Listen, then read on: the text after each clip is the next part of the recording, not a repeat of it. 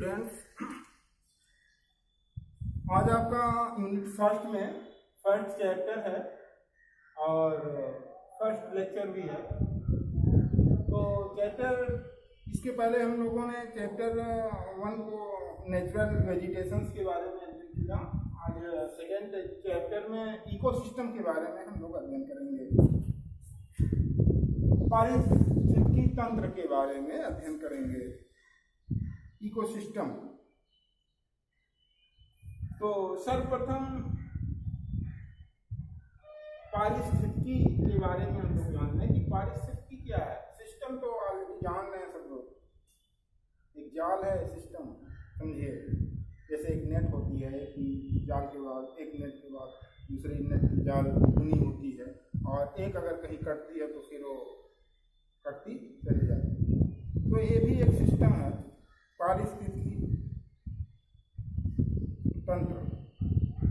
तो पारिस्थितिकी शब्द जो है वो मूल रूप से ग्रीक भाषा से लिया गया है, जिसका अर्थ पर्यावरण के संबंध में जीवों का अध्ययन करना होता है। यानी पारिस्थितिकी किसका अध्ययन करता है? जीवों का अध्ययन करता है। अतः पारिस्थितिकी उन्हीं जीवों के निवास स्थान का भी अध्ययन करता है, जीवों का भी अध्ययन करता है और जीव जिस स्थान पे रहते हैं उनका भी अध्ययन करता है पारिस्थितिकी। तो पारिस्थितिकी शब्द के अर्थ को समझाने के लिए एल्टन महोदय, जो एक प्रसिद्ध भूगोलवेत्ता भी हैं, विद्वान हैं, इन्होंने पारिस्थितिकी के अर्थ को समझाने के लिए अपने विचार प्रस्तुत किए हैं, अपनी परिभाषाएं भी हैं। तो इनका विचार, एल्टन महोदय का विचार है कि पारिस्थितिकी प्राणियों का सामाजिक व अर्थव्यवस्था से संबंधित विज्ञान, यानी विज्ञान की श्रेणी का प्राकृतिक विज्ञान, नेचुरल साइंस पारिस्थितिकी। तो पारिस्थितिकी किसका अध्ययन किया? प्राणियों का अध्ययन किया। प्राणी जिस स्थान पर रहे उसका अध्ययन किया, पृथ्वी पर रहने वाले समस्त जीव धातुओं का अध्ययन किया। उसके साथ साथ प्राणियों के सामाजिक ताने बाने का भी अध्ययन करता है पारिस्थितिकी, और प्राणियों की अर्थव्यवस्था से संबंधित ज्ञान को भी अध्ययन करता है या कराता है प्राकृतिक विज्ञान। वो एक प्राकृतिक विज्ञान है। तो पारिस्थितिकी क्या है? एक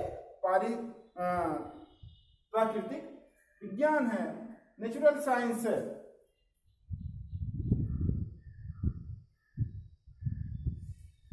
जैसा कि इसके पहले हम पढ़ चुके हैं कि जैवमंडल में भौतिक पर्यावरण और जीवों के बीच, पर्यावरण में जीवों के बीच और भौतिक पर्यावरण के बीच एक गहरा सामंजस्य है, संबंध है, जो एक दूसरे पर आश्रित है। उदाहरण के लिए भौतिक पर्यावरण का एक अंग है, हमारे पेड़ पौधे हैं, समझिए, और हम भी हैं। और हम दोनों लोग कैसे एक दूसरे पर आश्रित हैं? हम जो कार्बन डाइऑक्साइड छोड़ते हैं हमारे पौधे ग्रहण करते हैं, बताइए। और पौधे हमारे लिए प्राणदायिनी गैस, जिसे हम ऑक्सीजन बोलते हैं, वो हमें देते हैं। बताइए कितनी बड़ी बात हमारे लिए हो गई कि पेड़ पौधे, वनस्पतियां वो हमारे लिए क्या देती हैं? प्राणदायिनी गैस देती हैं, ऑक्सीजन देती हैं, जो हम ग्रहण करते हैं और हमें सांस लेने में कठिनाई नहीं होती है।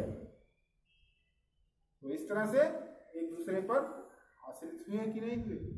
आश्रित हुए ना। ये दोनों एक दूसरे को प्रत्यक्ष एवं अप्रत्यक्ष, अभी कल आपको बताया गया था, डायरेक्ट गेन और इनडायरेक्ट गेन, प्रत्यक्ष लाभ और अप्रत्यक्ष लाभ बताया गया था। तो ये दोनों जो प्रकृति के तत्व हैं, वस्तु हैं, एक दूसरे को प्रत्यक्ष या अप्रत्यक्ष रूप से प्रभावित करती हैं। डायरेक्ट भी प्रभावित करती हैं और इनडायरेक्ट भी प्रभावित करती हैं। हरे पौधे, जो हमारे हरे पौधे हैं, प्रकाश ऊर्जा की सहायता से सूर्य के द्वारा, ये सूर्य है, सूर्य के द्वारा देखिए सबसे पहले सूर्य ऊर्जा दिया तो कौन लिया? हमारे वायु हमारे पृथ्वी पे आया, हमारी पृथ्वी से लिए।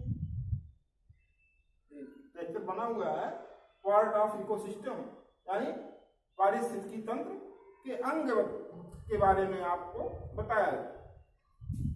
तो सबसे पहले सूर्य ने ऊर्जा दिया हमारी पृथ्वी को, और उस ऊर्जा को कौन लिया? सबसे पहले हमारे हरे पेड़ पौधे लिए। यानी हरे पेड़ पौधे अब ऊर्जा लेकर के वो पल गए, बढ़ गए, और पल बढ़ करके वो फिर इंसान के लिए, जीवों के लिए फिर वो उत्पादन करते हैं।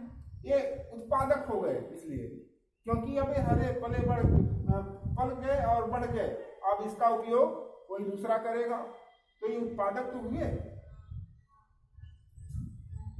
तो इस उत्पादक को फिर ये हमारे जो है ये यहाँ से ये उपभोक्ता के पास आया, जो ग्रहण करता है, लेने वाला होता है। इसको देने वाला बोलते हैं, इसको लेने वाला बोलते हैं। तो शाकाहारी उत्पादक जो हरे पौधे होते हैं, शाकाहारी हमारे जीव जैसे खरगोश हुए, तमाम टिड्डियाँ हुई और तमाम प्रकार के छोटे मोटे जीव जंतु हैं जो पूरी तरह से शाकाहारी हैं, यानी वो साग पर आधारित हैं, वनस्पतियों पर आधारित हैं, वो जीवन जीते हैं, वनस्पतियों को खा करके जीवन जीते हैं। हमारे खरगोश भी शाकाहारी। फिर इन्हीं शाकाहारी पे मांसाहारी जीवित हैं।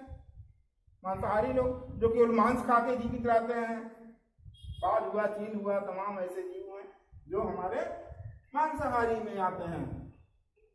और उसके बाद ही समझिए इसमें एक और जोड़ लीजिए, अगर कह दीजिए तो सर्वाहारी बोल दीजिए, सर्वाहारी, ये सर्वाहारी हो गया। तो यहाँ पौधे के द्वारा शाकाहारी जीव भोजन लिया, और शाकाहारी भोजन के द्वारा मांसाहारी भोजन लिया, और मांसाहारी के द्वारा सर्वाहारी। तो सर्वाहारी में हम लोग आते हैं, इंसान आता है, ये सभी को खा जाता है। अभी देखो आप चीन सुने होंगे चीन के बारे में कि चीन जो देश है वहाँ पे बहुत सारे ऐसे जीवों को भी खाया जाता है,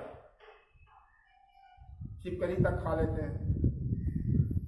तो ऐसे चीज़ों को मेढक खाते हैं, हमारे यहाँ मेढक नहीं खाया जाता, बहुत सारे ऐसी चीज़ों को खाया जाता है वहाँ पे।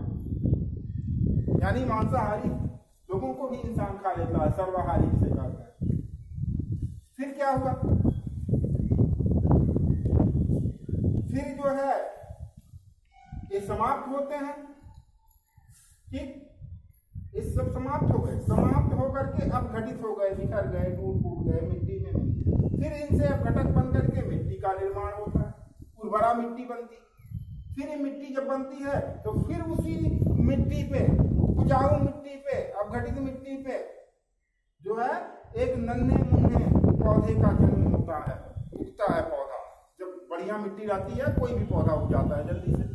फिर उन पौधों को हमारे जो है शाकाहारी जीव खाते हैं, फिर इनको ये खाते हैं मांसाहारी, फिर मांसाहारी सर्वाहारी लोग खाते हैं। तो इस तरह से फिर एक अब घटक जब बनता है तो जल भी इसमें मिल जाता है, मिट्टी भी मिल जाती है। मिट्टी बन करके फिर अच्छी मिट्टी बन गई, तैयार मिट्टी बन गई, उपजाऊ मिट्टी बन गई। फिर हमारे हरे जो पौधे हैं उनको लेते हैं, बढ़ते हैं, फिर इनको ऊर्जा सूर्य के द्वारा मिलती है। तो इस तरह से एक सिस्टम चलता है। ये सिस्टम चला कि नहीं कि सूर्य ऊर्जा पृथ्वी को देगा, और फिर वो ऊर्जा से पा करके ये हमारे नन्हे मुन्ने पौधे जन्म लेंगे, शाकाहारी जो है वनस्पतियां उगेंगी, उन्हीं वनस्पतियों को शाकाहारी जीव खाएंगे, फिर शाकाहारी जीव को मांसाहारी जीव खाएंगे, मांसाहारी जीव को सर्वाहारी जीव खाएंगे। तो इस तरह से एक सिस्टम चला, एक तंत्र, इसी को कहते हैं पारिस्थितिकी तंत्र। ये तो यहाँ अभी आपको बताया गया है कि पार्ट ऑफ इकोसिस्टम, यानी पारिस्थितिकी तंत्र के अंग क्या हैं, पारिस्थितिकी तंत्र के अंग क्या हैं। तो इस तरह से इन्हीं क्रियाओं के कारण जो ये क्रिया हो रही है, इन्हीं क्रियाओं के कारण जीवधारी, जीवधारी किसे कहते हैं? जीवधारी किसे कहते हैं? जिसमें जीवन हो, जिसमें जीवन हो। और जीवन क्या होता है? पलता है, रंग रूप बदलता रहता है जीवन, पलता है, बढ़ता है, हरा भरा रहता है। जैसे हम कह लें कि वनस्पतियां भी जीव हैं। कब तक जीव हैं? जब तक वो हरे भरे हैं, छोटे से बड़े होते चले जा रहे हैं, यानी वो उसमें जीव हो। हम भी छोटे से बड़े होते चले आए, हमारे अंदर भी जीव। लेकिन कब वो निर्जीव हो जाएंगे? जब वो एक्टिव नहीं रह जाएंगे। जैसे मेरा शरीर है, जब मान लिया कोई इंसान एक्सपायर हो गया तो निर्जीव हो जाता है। उसको कितना भी बुलाइए, जो है डुलाइए, हाथ पकड़िए, खींचिए, मारिए, कुछ नहीं वो बोलेगा, क्योंकि वो निर्जीव हो चुका। तो वनस्पतियां देखिए, वनस्पतियां बोलती हैं। अगर उनको आप मारेंगे, वो भी काटेंगे, देखिए आवाज आती है कितनी सी खड़ाक सी। कोई उनका पत्ता तोड़िए, देखिए उसमें से आवाज आती है। तो वो भी जो है क्या है? जीवधारी हैं। तो क्या बताया है? जो क्रिया चल रही है इकोसिस्टम में, उसमें जीवधारियों और उसके प्राकृतिक पर्यावरण में एक संतुलन स्थापित हो जाता है। इसके द्वारा, इकोसिस्टम के द्वारा, इसमें समस्त जीवधारी एवं कारक नियमित रूप से काम करते हैं। समस्त जीवधारी, ये भी काम करना, ये भी काम करना, ये भी काम करना, ये भी काम, सब लोग जो है नियमित रूप से। ऐसा नहीं है कि ये पहले जो है ये काम कर लेंगे, पहले इनका जन्म हो जाएगा, ऐसा कुछ नहीं है। पहले ये आएंगे, तब ये आएंगे, क्योंकि इन्हीं पे आधारित हैं। इस तरह से ये आपका जो है इकोसिस्टम, ये तंत्र है, ये पार्ट ऑफ इकोसिस्टम है। आज के लिए बस इतना ही। अगले क्लास में आगे का जो है आपको जो है पारिस्थितिकी तंत्र की संरचना, स्ट्रक्चर के बारे में बताया जाएगा, इकोसिस्टम ऑफ स्ट्रक्चर के बारे में। Thank you.